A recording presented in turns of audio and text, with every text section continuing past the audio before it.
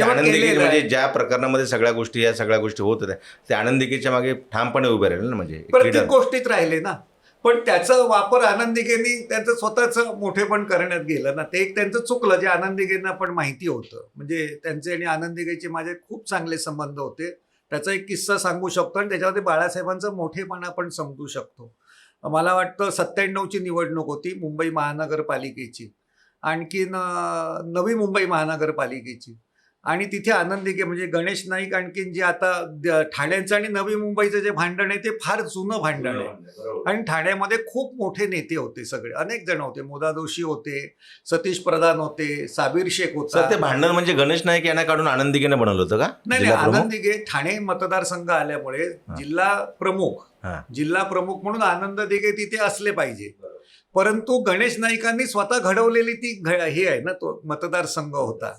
आणि आताही त्यांनी ते भाजपला वजा करून त्यांनी केलेलं आहे. म्हणजे भाजपचे गणेश नाईक म्हणून कोणी मतं दिलेली नाहीये. तर गणेश नाईकनी जे काम केलं, म्हणजे त्यांनी 2017मध्ये असं सांगितलं होतं की आम्ही नवी मुंबईची धारावी करून दिली नाही, एवढ्या गोष्टीसाठी मत द्या. त्यांनी दिलं लोकांनी मत, कारण त्याची रचना जी आहे, जी सुटसुटीत अजूनही बऱ्यापैकी टिकून आहे. आता जरा गावठणं वाढत चाललेली आहे, झोपडपट्टी वाढत चालली, काही भाग आहे, कारण घणसवली किंवा पण नवीन जिथे जे उभं राहिलेलं बांधकाम तिथे गणेश नाईकांचा हात दिसतो. तो म्हणजे त्याची जी रचना आणखीन इतर गोष्टीमध्ये, तर तसं होतं.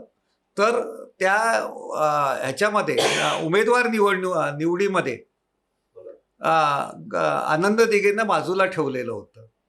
शिवसेना भवन जुनं, तिथे त्यांची निवड समिती बसली होती. बाळासाहेब तिथे हजर होते. आनंद दिघे जे आता पिक्चरमध्ये दाखवतात तसे काही नव्हते.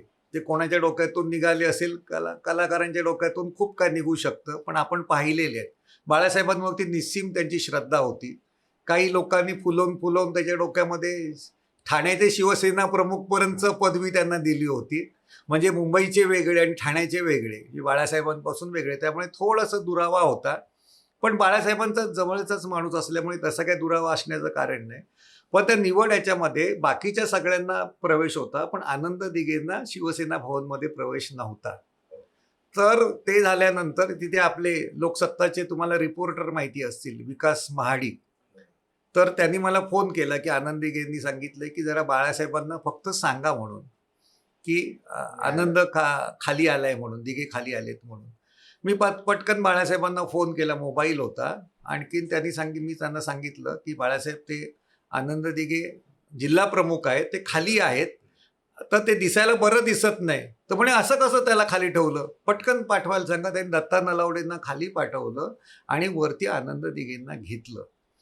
नंतर आनंद दिघेंनी, अगदी मी अभिमानाने सांगेन, माझी पाद्यपूजा केलेली आहे. ती बुवा लोकांची करायची ना, कारण त्या तुमच्या आनंद मठामध्ये सांगायचा उद्देश काय, बाळासाहेबांचं असं टोकाचं वितुष्ट कधीच नव्हतं.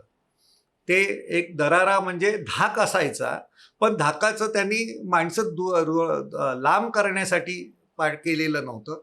थोडंसं असतं, नेता मोठा असतो, आणखीन ते स्वतः कलावंत म्हणून श्रेष्ठ होते, म्हणजे व्यंगचित्रकार म्हणून, आणि ते कुठल्याही क्षेत्रात गेले असते.